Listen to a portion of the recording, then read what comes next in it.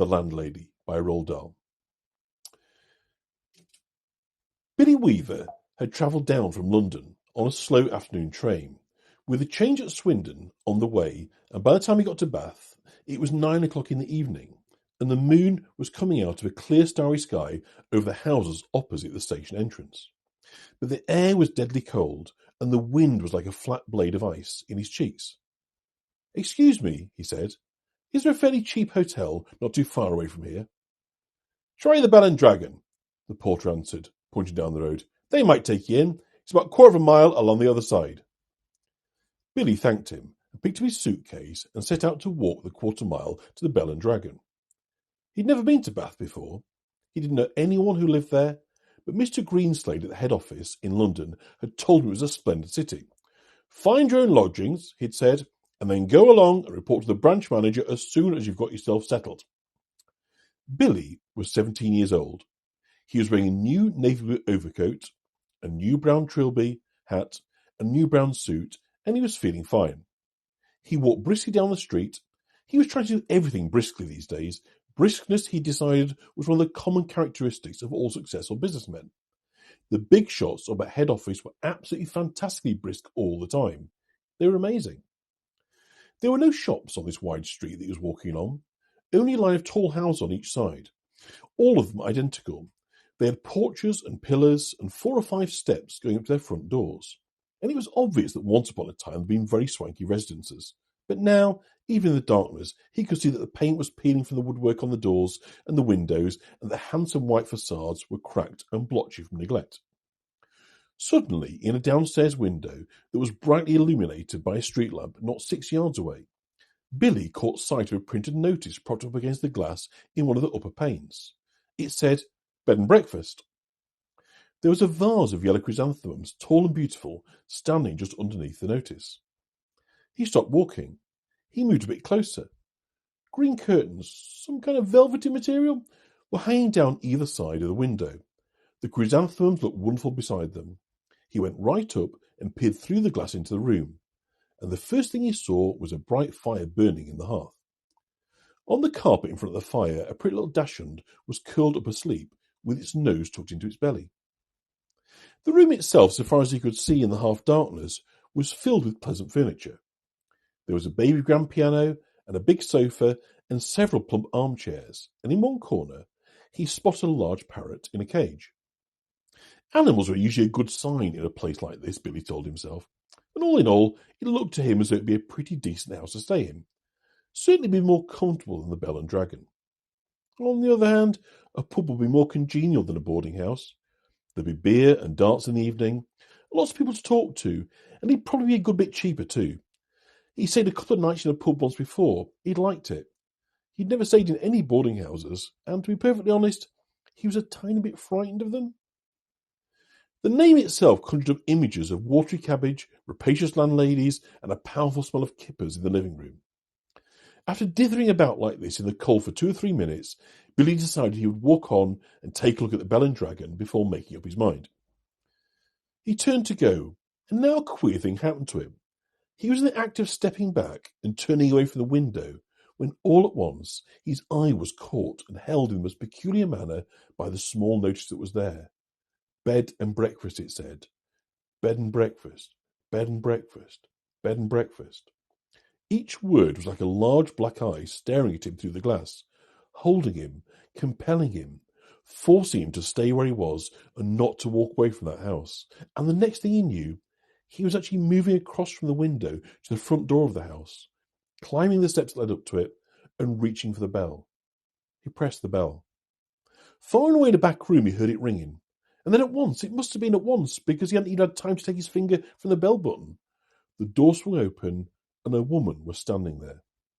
Now, normally, if you ring the bell, you have at least half a minute's wait before the door opens.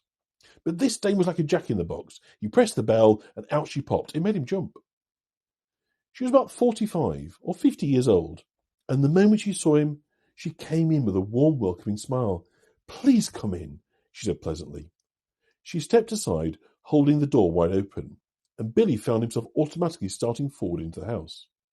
The compulsion, or more accurately the desire, to follow after her into that house was extraordinarily strong. I saw the note in the window, he said, holding himself back. Yes, I know. I was wondering about your room. It's all ready for you, my dear, she said. She had a round pink face and very gentle blue eyes. I was on my way to the Bell and Dragon, Billy told her, but the note in your window just happened to catch my eye. My dear boy, she said, why don't you come in out the cold? How much do you charge? 5 and 6 a night, including breakfast. It was fantastically cheap. It was less than half of what he'd been willing to pay. If that's too much, she added, then perhaps I can reduce it just a tiny bit. Do you desire an egg for breakfast? Eggs are expensive at the moment. It will be 6pence less without the egg. 5 and 6pence is fine, he answered. I should like very much to stay here. I knew you would. Do come in. She seemed terribly nice. She looked exactly like the mother of one of his best school friends, welcoming one into the house to stay for Christmas holidays. Billy took off his hat and stepped over the threshold. Just hang it there, she said, and let me help you with your coat. There were no other hats or coats in the hall. There were no umbrellas, no walking sticks, nothing.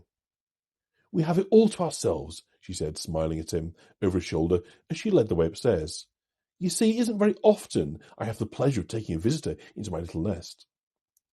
The old girl is slightly dotty, Billy told himself, but at 5 and 6pence a night, who gives a damn about that?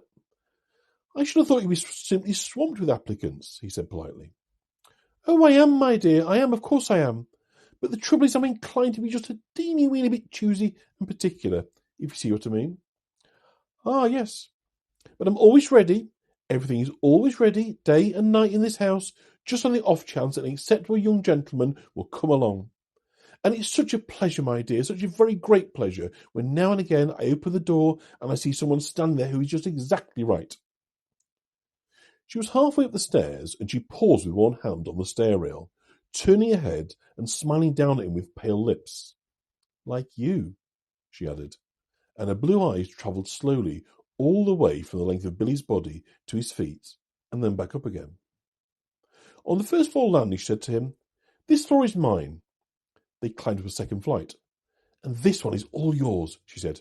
Here's your room. I do hope you like it. She took him into a small but charming front bedroom, switching on the light as she went in. The morning sun comes right in the window, Mr. Perkins. It is Mr. Perkins, isn't it? No, he said. It's Weaver. Mr. Weaver, how nice. I've put a water bottle between the sheets to air them out, Mr. Weaver. It's such a comfort to have a hot water bottle in a strange bed with clean sheets. Don't you agree?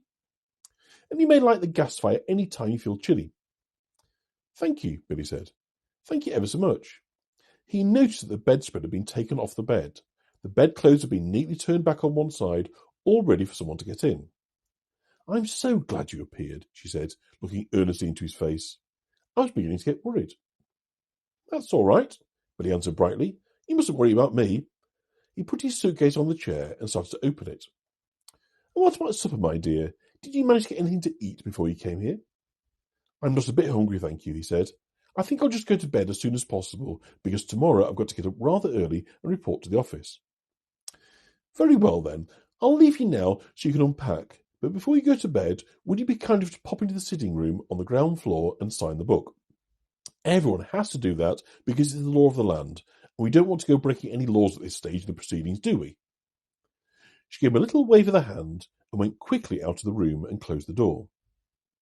Now, the fact that his landlady appeared to be slightly off a rocker didn't worry Billy in the least. After all, she was only harmless, there was no question about that. But she was obviously a kind and generous soul. He guessed that she'd probably lost her son in the war, or something like that, and had never got over it. So a few minutes later, after unpacking his suitcase and washing his hands, he trotted downstairs to the ground floor and entered the living room. His landlady wasn't there, but the fire was glowing in the hearth, and little Dachshund was still sleeping in front of it. The room was wonderfully warm and cosy. I'm a lucky fellow, he thought, rubbing his hands. This is a bit of all right. He found the guest book lying open on the piano, so he took out his pen and wrote down his name and address. There were only 2 other entries above his on the page, and, as one always does with guest books, he started to read them. One was Chris Mulholland from Cardiff. The other was Gregory W. Temple from Bristol. That's funny, he thought suddenly. Christopher Mulholland. It rings a bell. Now, where on earth had he heard that rather unusual name before? Was he a boy at school? No. Was it one of his sister's numerous young men, perhaps, or a friend of his father's? No, it wasn't any of these. He glanced down again at the book. Christopher Mulholland, 231 Cathedral Road, Cardiff. Gregory W. Temple, 27 Sycamore Drive, Bristol. As a matter of fact, now he came to think of it, he wasn't at all sure the second name didn't almost have as much of a familiar ring about it as the first. Gregory Temple, he said aloud, searching his memory. Christopher Mulholland. Such charming boys. A voice behind him answered, and he turned and saw his landlady sailing into the room with a large silver tea tray in her hands. She was holding it well out in front of her, and rather high up, as though the tray were a pair of reins on a frisky horse. They sound somehow familiar, he said. They do? How interesting. I'm almost positive I've heard those names before somewhere. Isn't that queer? Maybe it was in the newspapers. They weren't famous anyway, were they? I mean, famous cricketers or footballers or something like that. Famous, she said, sitting the tea tray down on a low table in front of the sofa. Oh, no, I don't think they were famous. But they were extraordinarily handsome, both of them. I can promise you that. They were tall and young and handsome, my dear, just exactly like you. Once more, Billy glanced down at the book. Look here, he said, noticing the dates. This last entry is over 2 years old. It is? Yes, indeed. And Christopher Mulholland is nearly a year before that, more than 3 years ago.